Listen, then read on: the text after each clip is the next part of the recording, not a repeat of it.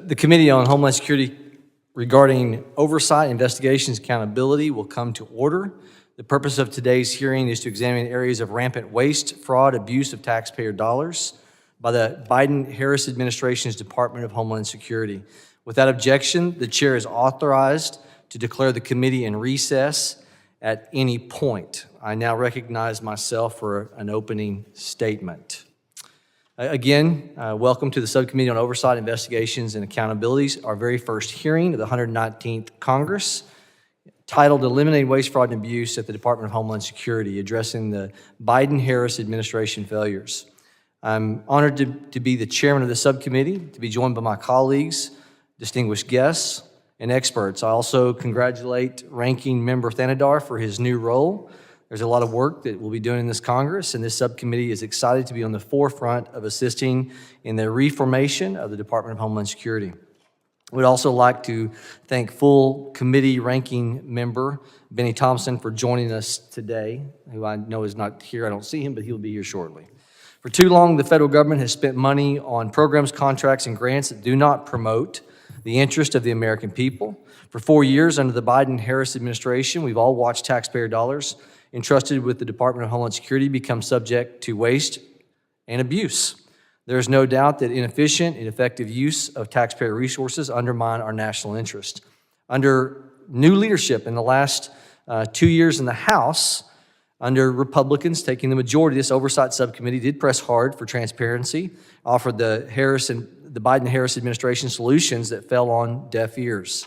The GAO, the Government Accountability Office, the Office of Inspector General, have also remained providing many recommendations that could have saved taxpayer money and assist the department in mission success. For the last several years, nonprofit organizations like the Heritage Foundation, America First Legal, the Council to Modernize Governance, who will join us today on the second panel of witnesses, have demanded transparency and accountability, but were consistently stonewalled by the government. Today, we will examine some of the rampant waste, fraud, and abuse at the Department of Homeland Security that occurred under the Biden-Harris administration and evaluate solutions. We must defend against such waste, hard-earned taxpayer resources. Failures of the Biden-Harris administration are staggering because the previous administration refused to enforce immigration law.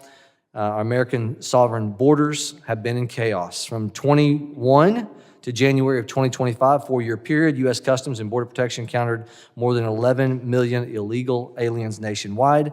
Most of these 11 million illegal aliens were released and provided shelter, food, plane and bus tickets, cell phones, and cash by non-governmental organizations known as NGOs who received billions of American taxpayer money. One Office of the Inspector General report found that DHS, Department of Homeland Security, wasted under the Biden-Harris administration at least $17 million, paying one NGO for unused bed space for illegal aliens in a hotel. That $17 million could have been spent on agent salaries, better equipment for federal law enforcement, or improved training to help protect officers and keep communities safe. In an attempt to shield the immigration crisis from the public, the Biden-Harris administration created a mass parole scheme to fly illegal aliens into the interior of the United States. These schemes were a clear abuse of power that left American citizens, vulnerable communities, exposed to criminals, cartels, and potential terrorists. A notable component of this parole scheme was Operation Allies Welcome, used to bring Afghan nationals in the United States after President Biden's disastrous withdrawal from Afghanistan in 2021. Multiple Inspector General reports found that DHS released Afghan nationals into the United States without adequate screening, without adequate vetting, or monitoring, leaving our country vulnerable to a national security risk from those that were coming in. In addition to the failure to protect America's borders, the Biden-Harris administration favored the use of the Federal Emergency Management Agency's, FEMA's agencies, resource to support sanctuary cities and NGO, non-governmental organizations, for sheltering and caring for illegal aliens, monies that otherwise could be used elsewhere, securing our southern border. FEMA's crisis of focus has been worsened by its fragmented approach to disaster assistance, resulting in the Government Accountability Office, GAO, adding federal disaster delivery to its 2025 high-risk list for waste, fraud, and abuse.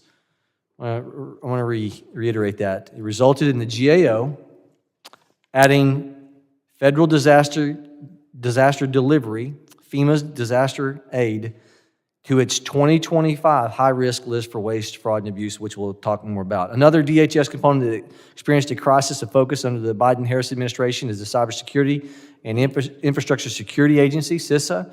In the 118th Congress, this committee investigated and uncovered efforts by CISA to pressure social media companies to remove posts by Americans containing, quote, mis, dis, and malinformation, end of quote, related to the COVID-19 pandemic. Republican lawmakers thankfully forced DHS to scuttle their attempts to stand up to this Disinformation Governance Board, as it's called, to further police the lawful speech of Americans online.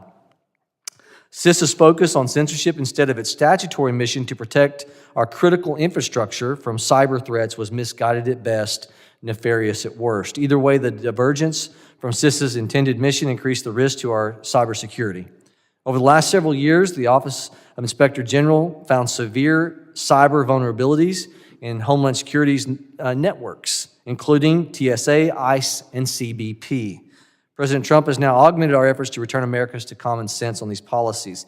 He's introduced executive orders to secure our borders, uphold the rule of law, defend against the waste of hard-earned taxpayer resources, and create transparency through the executive branch. On his first day in office, President Trump stated that he would marshal all resources available to prevent unlawful entries across the borders of the United States, to pursue criminal charges against illegal alien criminals, and regain operational control of the border from cartels and smugglers. President Trump also organized the FEMA Review Council to advise and report on potential reorganization of FEMA, leading to potentially, as the President has discussed, more state authority.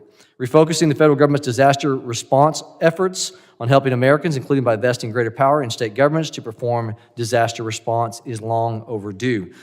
Finally, we must recognize that the executive branch has acted swiftly in recent weeks to undo much of the Biden-Harris administration's waste of taxpayer dollars. The Department of Government Efficiency, or DOGE, has been instrumental in exposing and suspending, even within the Department of Homeland Security, outlays on DEI programs, duplicative awards, and services for illegal immigrants. Today, we'll examine how under the Biden-Harris administration, DHS failed in its basic mission. We'll also explore opportunities for greater efficiency and cost savings in the Department of Homeland Security all across the federal government. I welcome our members, appreciate the important work ahead of us, and welcome our guests today. Thank you for joining us.